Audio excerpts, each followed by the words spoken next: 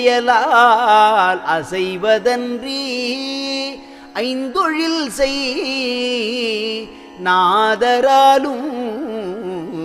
தசைத்திடு புன் துரும்பினையும்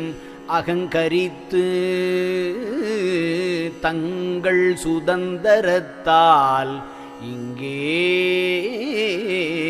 அசைத்திடற்கு முடியாதேல் அந்தோ இச்சிறியேனாலாவது என்னே கல்லாய மனத்தையும் ஓர் கணத்தினிலே கனிவித்து கருணையாலே